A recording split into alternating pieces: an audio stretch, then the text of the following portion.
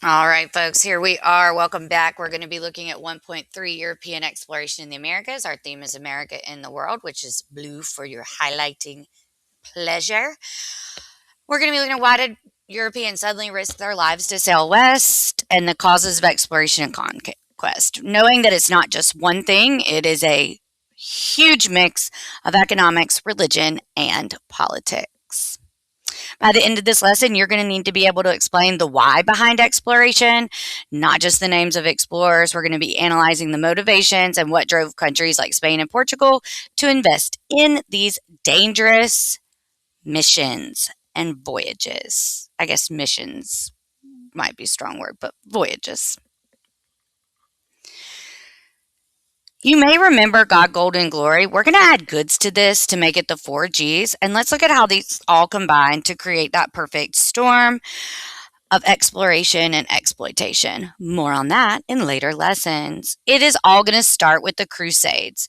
So, Europeans go to the Holy Land and they get exposed to goods they'd never seen before: sugar, spices, silk, all this stuff that had been coming on this trans Saharan and the Silk Road trade routes, as well as the Indian Ocean trade routes with the monsoon winds, bringing everything kind of together. But here's the thing: there is overland and sea routes that can get to Europe, but they're controlled by Muslims and Italians. So this is going to drive up prices, and Europeans are obsessed with these luxury items. So Europeans are trying to find a newer and cheaper way to get to Asia.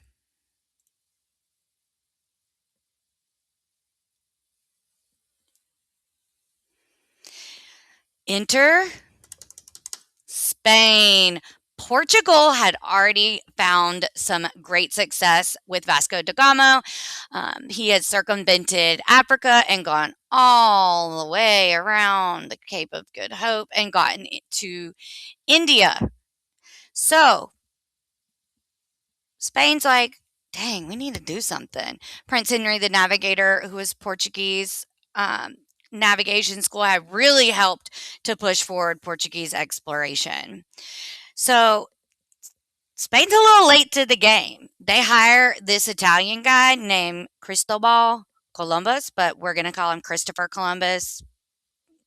We anglicized his name for sure. And he had a radical idea. He says, okay, so if the world is flat, I can sail west and get to Asia. So in 1492, he gets on the Nina, the Pinta, and the Santa Maria, and he sails and sails and sails. And guess what? He did not find Asia. Instead, he accidentally runs into the Americas, and the Taino people are the first group that he is exposed to in the Caribbean. This quote unquote mistake is going to change the world forever, and Europeans see it as a discovery of a new world. But it is a new world that is already inhabited by all the groups that we've talked about previously.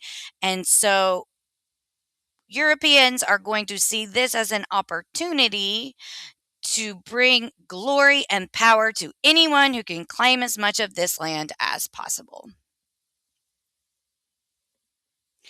Once it gets out that Columbus has found new lands full of people and resources, interest explodes. It wasn't just about spices anymore. Now it's about the potential for gold, silver, and new territory. Once the Spanish arrive in modern day Mexico City, which was Tenochtitlan, and saw the Aztec city, which they said the roads were paved in gold, they thought they had found El Dorado. They were like nutso butso over it. So the Spanish monarchs down here at the bottom, lost my train of thought, y'all. Ferdinand and Isabella are like, hey, wait, there's people there? They don't know anything about Christianity? Let's change that. So they create a goal to convert as many native peoples as they possibly can. Finally, we can't ignore the rivalry. Spain wanted to beat Portugal.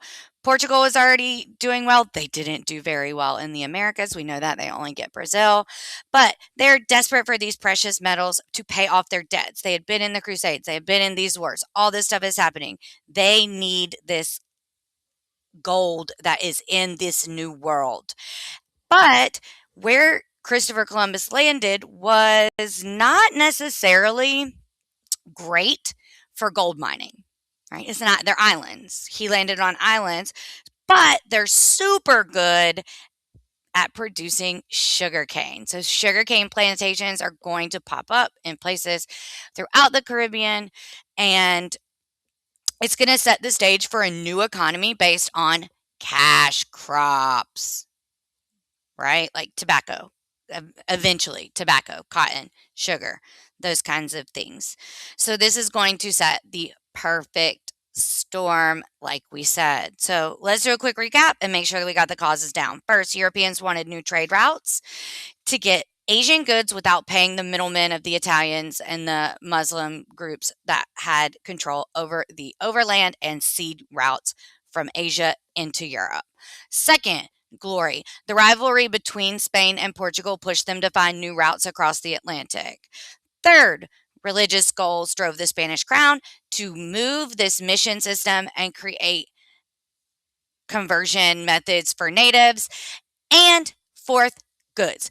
They wanted to get these cash crops and the things that were there and also bring those to the Americas. So make sure you can explain the economic, religious, and military causes of exploration and ask yourself, why did they leave? Why did they keep coming back? Next up, we'll be looking at the massive consequence of this contact in the Columbian Exchange. But for now, make sure your G notes and topic 1.3 are filled out.